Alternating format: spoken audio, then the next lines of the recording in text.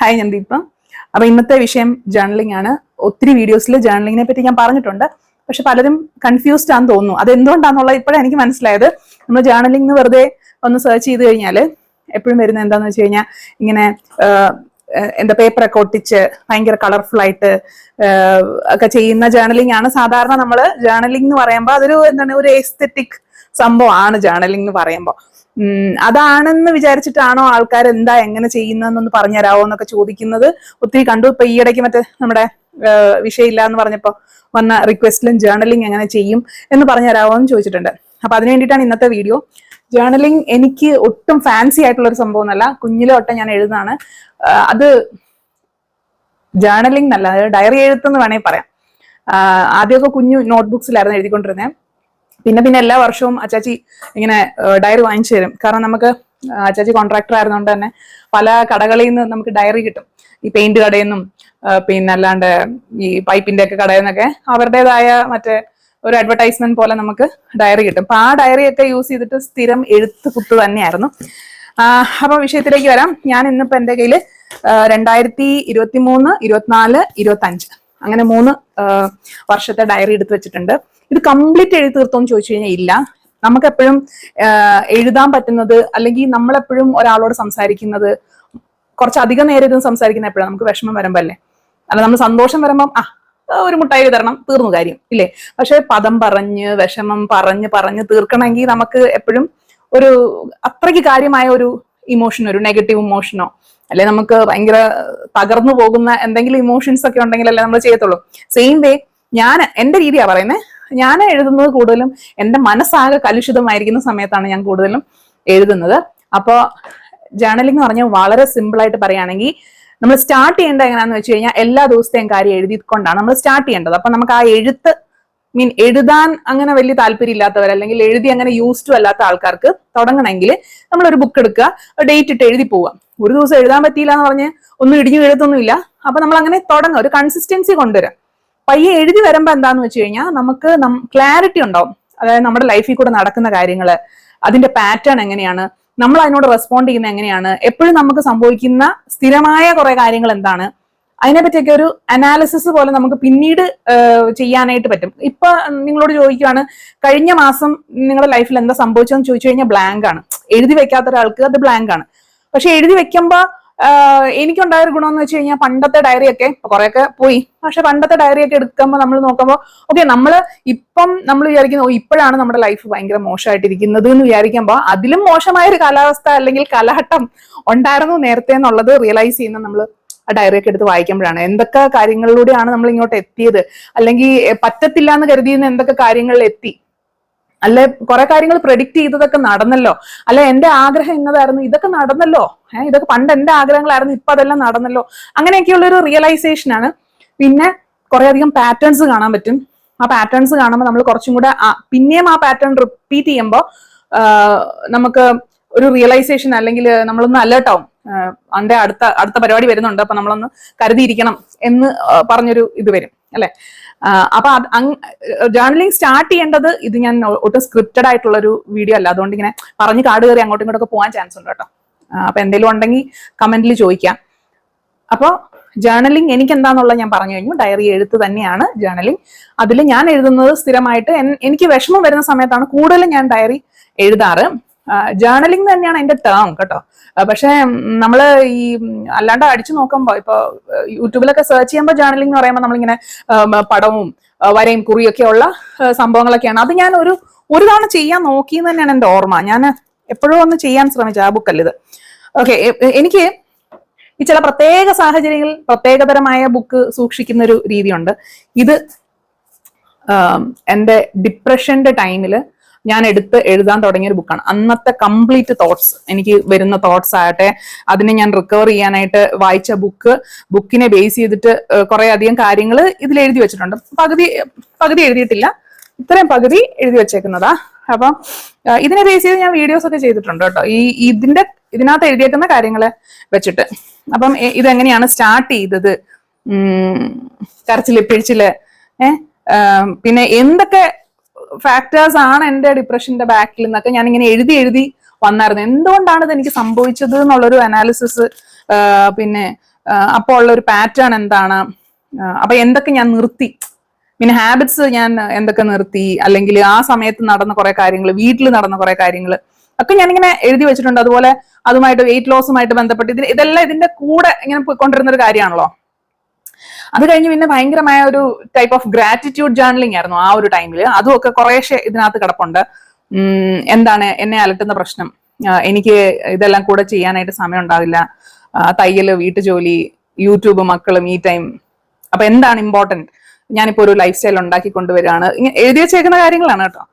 അപ്പോ ഓണം വരെ നമുക്ക് വേണമെങ്കിൽ ഇത് സ്റ്റോപ്പ് ചെയ്യാം, ആസ്വദിച്ച് ചെയ്താൽ മതി, അങ്ങനെ ഞാൻ എന്നോട് തന്നെ സംസാരിക്കുന്ന ഒരു രീതിയാണ്. പിന്നെ ഈ ഡിപ്രസ്ഡ് ആയി കഴിയുമ്പോൾ നമുക്ക് കുറച്ച് പോയിന്റ്സ് നമ്മൾ നോട്ട് ചെയ്യേണ്ട കാര്യങ്ങൾ, അതായത് ഒന്നാമത്തെ കാര്യം സെൽഫ് എസ്റ്റീം ഉണ്ടാക്കി എടുക്കുക എന്നുള്ളതാണ്. സെൽഫ് എസ്റ്റീം, സെൽഫ് ലവ്, ഇതൊക്കെ മിസ്സിംഗ് ആണെങ്കിൽ നമുക്ക് വർത്ത്ലെസ് ആയിട്ടുള്ള ഫീലിംഗ് ഉണ്ടാവും. ഇങ്ങനെ കുറെ കാര്യങ്ങൾ നമ്മൾ വായിച്ചെടുത്തതും അതിനെ ബേസ് ചെയ്തിട്ട് ഞാൻ എന്നോട് തന്നെ പറയുവാണ്. അപ്പൊ ഇത് പിന്നീടും നമുക്കൊരു ഡൗൺ ആയിട്ടുള്ള സിറ്റുവേഷൻ ആകുമ്പോൾ നമ്മൾ ഇതെടുത്ത് വായിക്കുമ്പോൾ കുറച്ചും കൂടെ നമുക്ക് നമ്മളോട് നമ്മളെ അറിയാവുന്ന ഒരാൾ പറയുന്ന പോലെ നമുക്ക് ഫീൽ ചെയ്യും. ഇതൊരു ഡിപ്രഷന്റെ ടൈമിൽ അതൊരു ഡയറി അല്ല, അതൊരു ചെറിയൊരു ബുക്കാണ്. പിന്നെ ഞാനിങ്ങനെ എസ്തെറ്റിക് ആയിട്ടൊക്കെ ചെയ്യാനായിട്ട് ഒരു ശ്രമമൊക്കെ നടത്തിയായിരുന്നു. പക്ഷെ ഒരു ബുക്കിലും കണ്ടാണ്. പക്ഷെ അത് ഒരു 2 പേജ് കഴിഞ്ഞപ്പോൾ ഞാൻ മടുത്തു. കാരണം എന്റെ പർപ്പസ് അതല്ല. എന്റെ പർപ്പസ് അത് എന്താണ്, നമ്മുടെ ആ ഫീലിംഗ് ഒന്ന് നമുക്ക് ഒരു സൗണ്ടിങ് ബോർഡ് പോലെ എവിടെയെങ്കിലും എഴുതി വെക്കുക, അല്ലെങ്കിൽ ആ ഫീലിംഗ് എഴുതി കഴിയുമ്പോൾ അതിൽ നിന്ന് ഒരു സൊല്യൂഷൻ ഉരുത്തിരിഞ്ഞ് വീഴുക, അതാണ്. അപ്പൊ ഇതിനിടയ്ക്ക് ഞാൻ ഈ ചില അല്ലാണ്ടുള്ള ജേർണലിംഗ് ടെക്നിക്സ് ഒക്കെ കാണുമ്പോൾ ഞാൻ അതൊന്ന് കോപ്പി അടിക്കാനൊക്കെ ശ്രമിക്കാറുണ്ട്. അങ്ങനെ ഞാൻ ഇടയ്ക്ക് മറ്റേ ഈ എനിക്കറിയാവുന്ന റെസിപ്പീസ് എല്ലാം കൂടെ പടമൊക്കെ ചേർത്തിട്ട് കാർട്ടൂണൊക്കെ വരച്ചിട്ട് ഞാൻ ചെയ്ത് തുടങ്ങിയായിരുന്നു. പിന്നെ ആ ബുക്ക് എവിടെ പോയെന്ന് എനിക്ക് അറിഞ്ഞൂടാ. പിന്നെ ഇടയ്ക്ക് വെച്ച് പിന്നെ അടുത്തൊരു വട്ട് തുടങ്ങി ഞാൻ ഈ യാത്രകൾ, ഓർമ്മകൾ, അനുഭവങ്ങൾ എന്ന് പറഞ്ഞിട്ട് ഞാനൊരു ചെറിയ ബുക്ക് സ്റ്റാർട്ട് ചെയ്തായിരുന്നു. പടമൊക്കെ ഒട്ടിച്ച് കുറച്ച് വിശേഷങ്ങളൊക്കെ, പണ്ട് ആകപ്പാടെ കുറച്ച് യാത്രകളെ നടത്തിയിട്ടുള്ളൂ. അപ്പൊ അതിന്റെ യാത്രകളൊക്കെ ഒന്നുമില്ല, ഒരു കുറച്ച് 2-3 പേജ് ഇങ്ങനെ എഴുതിയിട്ടതല്ലാതെ. പിന്നെ ഇങ്ങോട്ടെങ്ങാണ്ട് എന്തോ വരച്ചിട്ടുണ്ടായിരുന്നു, അത് പോയാ അത്ര ഉള്ളായിരുന്നു തോന്നുന്നു. അങ്ങനെ കുറച്ച് കാര്യങ്ങള് പിന്നൊന്നും എഴുതിയില്ല. ആകെ 2-3 എണ്ണം കണ്ട് എഴുതിയുള്ളൂ. അത് കഴിഞ്ഞ് ആ ഒരു ആക്രാന്തം അങ്ങ് തീർന്നു പോയി. കാരണം ഇതൊന്നും നമുക്ക് 2 പേജേ ഉള്ളൂ കേട്ടോ. ബാക്കി എല്ലാത്തിന്റെയും ഇങ്ങനെ ഇട്ട് വെച്ചേക്കുന്നു, അല്ലാതെ ഒന്നും നടന്നില്ല. ഒരു ബാംഗ്ലൂർ ട്രിപ്പും പിന്നെ ഒരു കന്യാകുമാരി ട്രിപ്പും മാത്രമേ ഞാൻ പടമൊക്കെ ഒട്ടിച്ച് വെച്ചിട്ടുള്ളൂ. എന്താ അന്ന് നടന്ന എന്തൊക്കെയാ എന്നൊക്കെ പറഞ്ഞ് ജസ്റ്റ് ഒന്ന് എഴുതി ഇട്ടെന്നേ ഉള്ളൂ. ഒന്നും സംഭവിച്ചില്ല. അതിന് മുന്നോട്ട് എനിക്കൊന്നും പോകാൻ പറ്റിയില്ല. പിന്നെ വലിയ യാത്രകളൊക്കെ ചെയ്യുമെന്നെങ്ങാണ്ടായിരുന്നു എന്റെ പ്രതീക്ഷ. പക്ഷെ ഇത് ബ്ലാങ്ക് ആണ്. അപ്പൊ നമ്മുടെ മെയിൻ സംഭവത്തിലേക്ക് വരാം. ഇത് 2023 ഡയറിയാണ്. അവസാനമൊക്കെ ആകുമ്പോൾ ഒന്നും എഴുതിയിട്ടില്ല കേട്ടോ. ഞാൻ എഴുതാത്ത ദിവസങ്ങളും ഉണ്ട്. കാരണം ഞാൻ ഈ എല്ലാ ദിവസവും എഴുതണം എന്ന് പറഞ്ഞത് തുടക്കക്കാർക്കാണ്. എഴുതി ആ ഒരു ഹാബിറ്റ് കൊണ്ടുവന്ന് നമുക്കൊരു വിഷമം വരുമ്പോഴൊക്കെ ഓടിപ്പോയി. എനിക്കിപ്പം കംപ്ലീറ്റ് മറ്റേ കഴുത്തറ്റം വന്ന് നമുക്ക് ശ്വാസം മുട്ടുന്ന പോലെ നിൽക്കുന്ന ഒരു സമയത്ത് ഞാൻ ഓടിപ്പോയിരുന്ന് ചെയ്യുന്ന കാര്യം എഴുതുക എന്നുള്ളതാണ്. എഴുതാൻ പോലും പറ്റത്തില്ലെങ്കിൽ അത്രയ്ക്ക് വേസ്റ്റ് ആണ് എന്റെ സിറ്റുവേഷൻ എന്നുള്ളതാണ് എന്റെ അർത്ഥം. ഞാൻ ആ ഡിപ്രഷന്റെ ടൈമിൽ ഞാൻ പറയുന്നുണ്ട്, എനിക്ക് എഴുതാൻ പോലും പറ്റുന്നില്ല. കാരണം അത്രയ്ക്ക് ഞാൻ ഇങ്ങനെ ഒരു ചത്ത അവസ്ഥയിലായിരുന്നു. അപ്പോ എഴുതാൻ പോലും പറ്റാത്തൊരവസ്ഥ. അപ്പൊ ആ ഒരു നമുക്കിപ്പോ വിഷമം വരുമ്പോൾ ഓടിപ്പോയി നമുക്ക് എഴുതാൻ പറ്റില്ല. നമ്മൾ സ്ഥിരമായിട്ട് ഒരു കൺസിസ്റ്റന്റ് ആയിട്ട് നമ്മൾ എഴുതിക്കൊണ്ടിരിക്കുന്ന ആളാണെങ്കിൽ മാത്രമേ ഈ എഴുത്തിലേക്ക് നമുക്ക് വരാൻ പറ്റത്തുള്ളൂ. ഞാൻ ജേർണലിംഗ് പറയുന്നത് നമുക്ക് വിഷമം വരുമ്പോൾ മാത്രം എഴുതേണ്ട കാര്യങ്ങളെല്ലാം നമ്മൾ ഡൗട്ട്ഫുൾ ആയിട്ട് നിൽക്കുമ്പോൾ, നമുക്കൊരു തീരുമാനം എടുക്കാൻ പറ്റാതാവുമ്പോൾ, അല്ലെങ്കിൽ നമ്മൾ ഭയങ്കര നമ്മുടെ ലൈഫ് കംപ്ലീറ്റ്ലി മെസ്സായി എന്ന് തോന്നുന്ന സമയത്ത് ഒന്ന് അടുക്കി പെറുക്കാനൊക്കെ ഏറ്റവും ബെസ്റ്റ് സാധനമാണ്. പിന്നെ ഇതിനകത്ത് ഇങ്ങനെ ഡേറ്റ് ഇട്ട് ആ ഡേറ്റിൽ തന്നെ ഒന്നും അല്ല ഞാൻ എഴുതുന്നത്. ഞാൻ ഇപ്പം മാർച്ചിലെ കാര്യം അല്ല മാർച്ചിലെ ഇതിൽ ചിലപ്പം ജനുവരിയിലെ കാര്യം എഴുതും. അത് ഡേറ്റ് ഇട്ട് മാറ്റി അങ്ങ് എഴുതും എന്നുള്ളതേ ഉള്ളൂ. പക്ഷെ അങ്ങനെ കൃത്യമായിട്ടൊരു ഡേറ്റ് ഫോളോ ചെയ്ത് പോകുന്ന ഒരാളെന്ന് തുടക്കത്തിൽ നമ്മൾ ഭയങ്കര ആരംഭശൂരത്വമൊക്കെ ആയിരിക്കും. 1-ാം തീയതി ഒക്കെ വൃത്തിയായിട്ട് ഞാൻ എഴുതും. 1-ാം തീയതി തൊട്ട് വായിക്കാൻ പറ്റുന്നതാണെങ്കിൽ. പ്രത്യേകിച്ച് ഒന്നുമില്ല. എന്താണ് പള്ളിയിൽ പോവാത്ത ആദ്യത്തെ ന്യൂ ഇയർ ആണെന്ന് തോന്നുന്നു. സാധാ ചോറും കറിയും കേട്ടോ. Menu was simple as that. ഒത്തിരി എൻക്വയറീസ് വന്നു പ്രിന്റഡ് കാൻഡിലിന്. ഒരാളുടെ ഓർഡർ കൺഫേം ആയി. കഴക്കൂട്ടത്തുനിന്ന് ഒരു ബാപ്റ്റിസം സെറ്റിന്റെ ഓർഡർ വന്നു. ഇത് 2023 കാര്യം കേട്ടോ. ഉച്ച കഴിഞ്ഞ് വീട്ടിൽ നിന്ന് എല്ലാവരും വന്നു, ഫോട്ടോ ഒക്കെ എടുത്തു. മീൽ പ്ലാനിങ് ഒക്കെ ഓൾമോസ്റ്റ് സെറ്റാക്കി. വൈൻ ഇട്ടില്ല, മുന്തിരി കിട്ടിയില്ല, പിന്നെ വേറെന്തോന്നിന്റെ അഡ്വാൻസ് കിട്ടി. ഇങ്ങനെ ഇത്രയൊക്കെ ഞാൻ എഴുതിയിട്ടുള്ളൂ. ഒന്നാമത്തെ ഓക്കെ. പിന്നെ കുറച്ച് പടമൊക്കെ ഇങ്ങനെ ഒട്ടിക്കാനൊക്കെ ഈ ഡയറിയുടെ കൂടെ കിട്ടിയ കുറെ കാര്യങ്ങളൊക്കെ എടുത്ത് ഒട്ടിച്ചൊക്കെ വെച്ചിട്ടുണ്ട്, പക്ഷെ ഒന്നും നടന്നില്ല കേട്ടോ. പിന്നെ ഞാൻ ആ വർഷത്തെ കുറച്ച് ഓക്കെ, ഇന്ന് നല്ലോണം ടയേർഡ് ആയിരുന്നു, റെസ്റ്റ് ഇല്ലാതെ ഓടുന്നോണ്ട് നല്ല ക്ഷീണം, കുറച്ച് റിലാക്സ്ഡ് ആയിട്ടിരുന്ന അവസ്ഥയിലേക്ക് പോകാൻ നോക്കണം.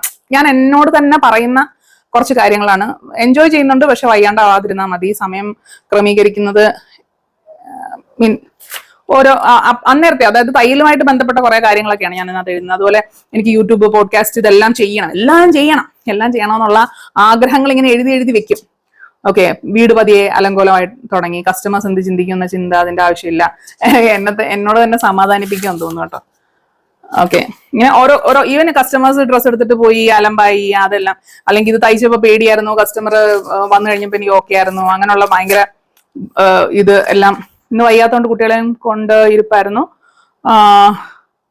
മീൻ വീഡിയോസ് ഒന്നും ചെയ്യുന്നില്ല, അതിനൊരു തീരുമാനം കൊണ്ടുവരണം. അങ്ങനെ എനിക്കൊന്ന് 2021 വലിയ പ്രശ്നമൊന്നും ഇല്ലാണ്ട് പോയെന്ന് തോന്നുന്നു. പക്ഷെ എന്തോ മറ്റേ പ്രൊലാപ്സും കാര്യങ്ങളൊക്കെ വന്നൊരു സമയമാണ്. യെസ്, ഒരു ബക്കറ്റ് ലിസ്റ്റ് ഉണ്ടാക്കിയിട്ടുണ്ട്. പിന്നെ വന്നതിന്റെയും പോയതിന്റെയും ഒക്കെ കണക്കും കാര്യങ്ങളും. പിന്നെ നമ്മൾ കംപ്ലീറ്റ്ലി റീസെറ്റ് ചെയ്യുമായിരുന്നു ഒരു ഒക്ടോബർ മാസം.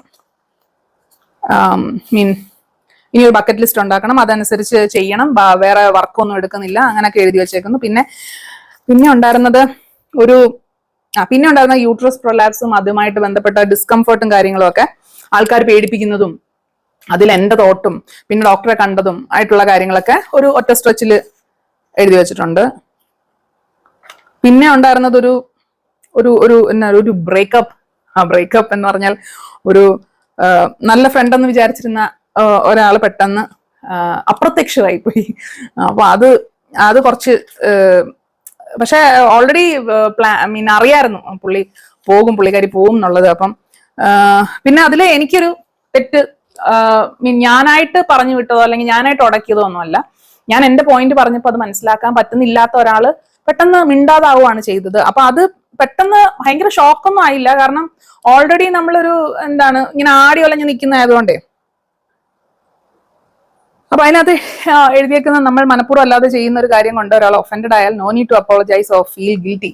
ഞാൻ എന്നെ തന്നെ സമാധാനിപ്പിച്ച ഒരു കാര്യമാണ്. ആൻഡ്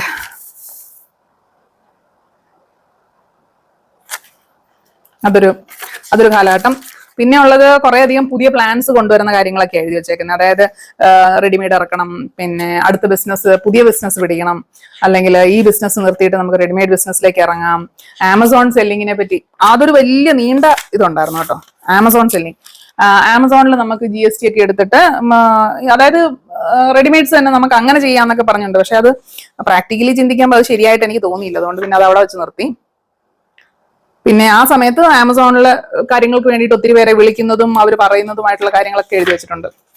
അതോടെ 2023 തീർന്നു. 2024 സെയിം വേ, അങ്ങനെ വലിയതല്ല, എന്തൊക്കെയുണ്ട്. ഓക്കെ, വെറുതെ കാണിക്കുന്നോണ്ട് എങ്ങനെ മനസ്സിലാവുമെന്ന് എനിക്കറിയത്തില്ല. ഇങ്ങനെയാണ് പോകുന്നത്. ഇതിൽ കുറെയൊക്കെ കണക്കും കാര്യങ്ങളൊക്കെയാണ് എഴുതി വെക്കുന്നത്. അങ്ങനെ ഇത് പക്കാ ഒരു ഡയറി എന്നും പറയാൻ പറ്റൂല, ജേർണലിംഗ് എന്നും പറയാൻ പറ്റൂല. അങ്ങനെയാണ്. ഇതില് 2024 നമ്മൾ വർക്കൊക്കെ നിർത്തി വെച്ചിട്ട് വീണ്ടും എടുക്കുന്ന ഒരു സമയമാണ്. അപ്പം പുതിയ കുറെ ഡിസിഷൻസ്, അതായത് ഇന്ന കാര്യങ്ങൾ നോ പറയും, ഇന്ന കാര്യങ്ങളെ യെസ് പറയത്തുള്ളൂ എന്നുള്ള കുറെ ഡിസിഷൻസ് ഇവിടെ എഴുതി വെച്ചിട്ടുണ്ട്. ഏറ്റവും പ്രധാനമായിട്ട് എനിക്ക് പ്രശ്നം ഉണ്ടായിരുന്നു, വീട്ടിൽ വരണം എന്ന് പറഞ്ഞ ഒത്തിരി പേർക്ക് നിർബന്ധം ഉണ്ടായിരുന്നു. അതുകൊണ്ടാണ് ഞാൻ ഇടയ്ക്കൊന്ന് നിർത്തി വെച്ചത്. അപ്പം ഡിസൈൻ കൺഫേം ചെയ്ത് റേറ്റ് ഓക്കെ ആയിട്ട് മെഷർമെന്റിന് മാത്രം വീട്ടിൽ വന്നാൽ മതി എന്ന് പറയണം എന്ന് എഴുതി വെച്ചിട്ടുണ്ട്. പക്ഷെ അത് നടക്കാറില്ലായിരുന്നു. എല്ലാവരും ഇടിച്ചു തള്ളി കയറി വരുമായിരുന്നു. പിന്നെ ഇവിടെ ഒരു അസോസിയേഷനുമായിട്ട് ബന്ധപ്പെട്ട് എന്തോ ഒരു പ്രശ്നങ്ങളാണ് മൊത്തം. അപ്പം അങ്ങനത്തെ ഒരു പ്രശ്നം. പിന്നെ കുറെ ഐഡിയാസ്, പുതിയ ബിസിനസിന്റെ എംബ്രോയിഡറി വെയിൽസ്, മറ്റേ ഹോളി കമ്മ്യൂണിന്റെ ഒക്കെ വെയിൽ എംബ്രോയിഡറി ചെയ്ത് ഇറക്കുന്നതിനെ പറ്റിയിട്ട്. പിന്നെ ഇത് വീണ്ടും ആ ഒരു ഫ്രണ്ടുമായിട്ടുള്ളൊരു പ്രശ്നം. പിന്നെയും ഗിൽറ്റ് കയറാൻ തുടങ്ങി. പിന്നെ വീട്ടിലെ കുറെ പ്രശ്നങ്ങള്, പിന്നെ ബിസിനസ്സിലെ കുറച്ച് നമ്മുടെ നെയ്യാർ റിസോർട്ടുമായിട്ട് ബന്ധപ്പെട്ട കുറെ കാര്യങ്ങള്. whenever ഈ emotions are discussed feel shut down. Okay, ഒന്നും വായിക്കാൻ പറ്റത്തില്ല. പിന്നെ കൂടുതലും റിലേഷൻസുമായിട്ട് ബന്ധപ്പെട്ടതായിരുന്നു, റിലേഷൻഷിപ്പുമായിട്ട് ബന്ധപ്പെട്ട കാര്യങ്ങളൊക്കെ ആയിരുന്നു കൂടുതലും. കസ്റ്റമറുമായിട്ടുള്ള റിലേഷൻസ്, വീട്ടുകാരുമായിട്ടുള്ളത്, ഹസ്ബൻഡുമായിട്ടുള്ളത്, ഫ്രണ്ട്സുമായിട്ടുള്ളത്. ഒരു നെഗറ്റീവ് വൈബായിരുന്നു 2024. ഓക്കെ,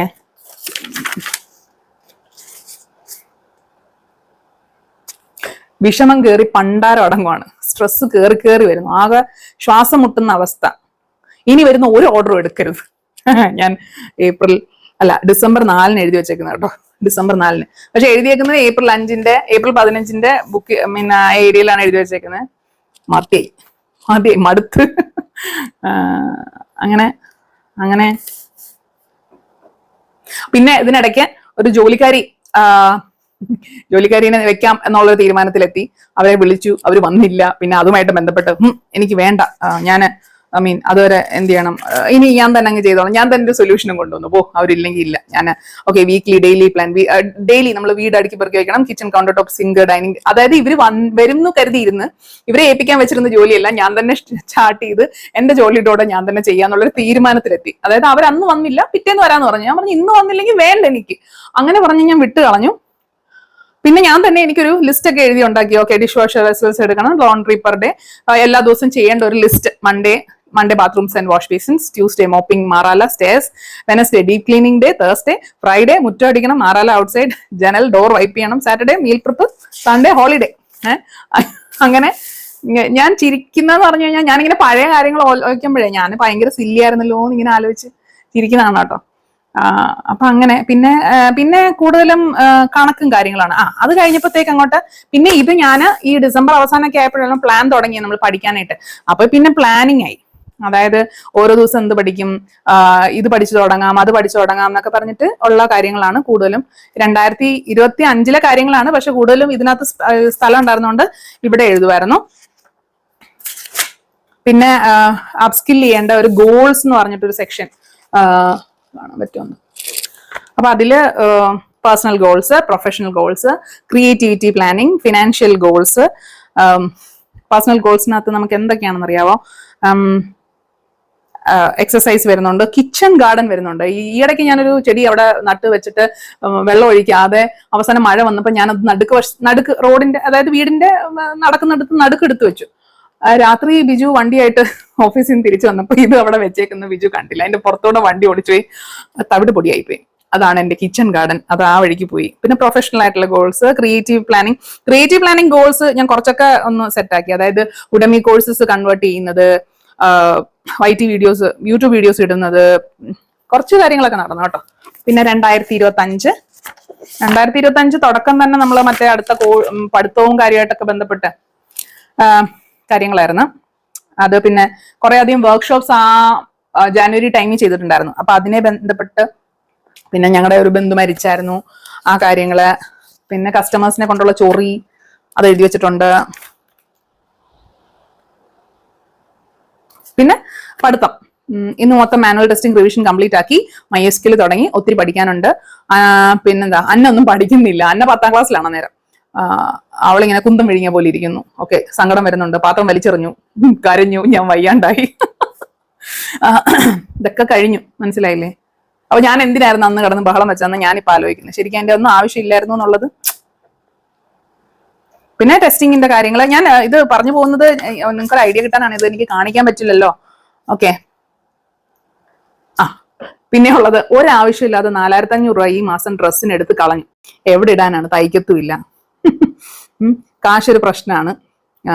അപ്പോ ഇങ്ങനെ പൈസ കളയാവോ എന്ന് ചോദിച്ചിട്ടാണ്. അതായത് ഞാൻ പറഞ്ഞല്ലോ, നമ്മളൊരു 6 months പൈസ സേവ് ചെയ്ത് വെച്ചിട്ടാണ് ഞാൻ പഠിക്കാനിരുന്നത്. അപ്പം നമ്മുടെ കാര്യങ്ങൾ നടക്കണം. പക്ഷെ അതിനിടയ്ക്ക് ഞാൻ പോയിട്ട് ആവേശം കയറിയിട്ട് കുറേയധികം തുണിയെടുത്തു, തയ്ക്കാനുള്ള തുണിയെടുത്തു. അതിന്റെ കാര്യങ്ങൾ എഴുതി വെച്ചേക്കുന്നത്.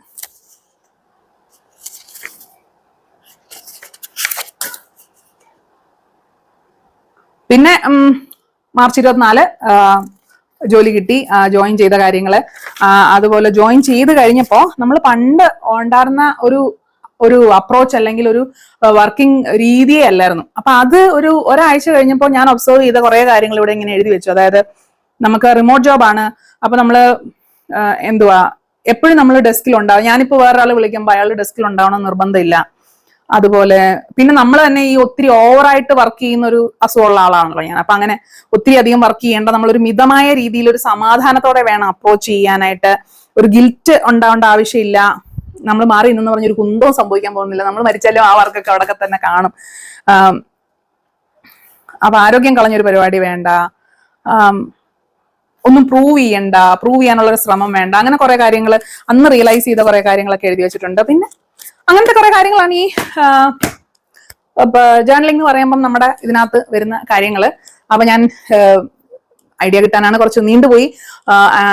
ഒന്ന് അടുക്കി പെറുക്കി പറയാനായിട്ട് എനിക്ക് ഇതിനകത്ത് പ്രത്യേകിച്ച് ഒന്നും ഇല്ല. എങ്ങനെ ജേർണലിംഗ് ചെയ്യുന്ന വെച്ചാൽ അത് നിങ്ങളുടെ രീതി, ഓരോരുത്തർക്കും ഓരോ രീതിയാണ്.